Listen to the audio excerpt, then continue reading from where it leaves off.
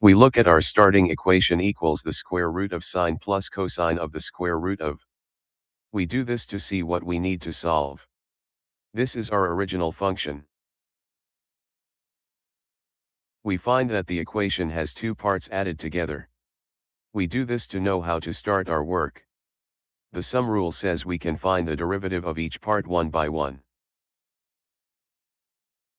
We plan to use the chain rule for both parts. We do this so we can solve functions that are inside other functions. For the first part we look at sine, and for the second part we look at the square root of.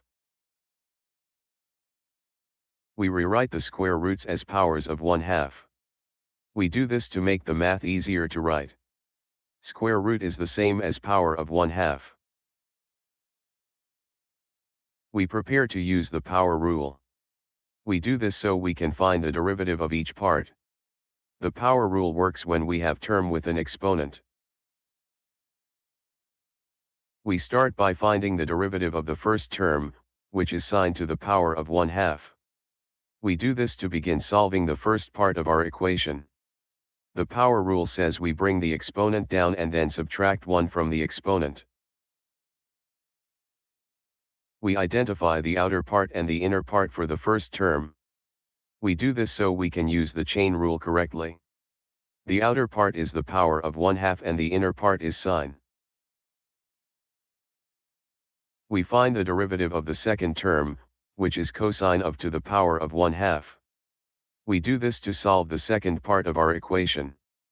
The chain rule says we must multiply the derivative of the outside by the derivative of the inside.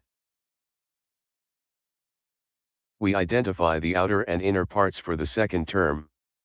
We do this so we can use the chain rule correctly. The outer part is cosine and the inner part is the square root of. We put all our pieces together into one long equation. We do this to combine our answers from both parts. This gives us single expression for the derivative. We change the negative exponents back into square roots. We do this to make the answer look clean and easy to read. Power of negative 1/2 is the same as 1 divided by the square root.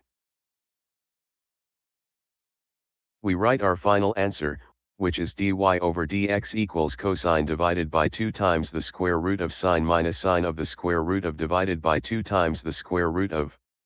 We do this to show the completed solution. This is the result of all our steps.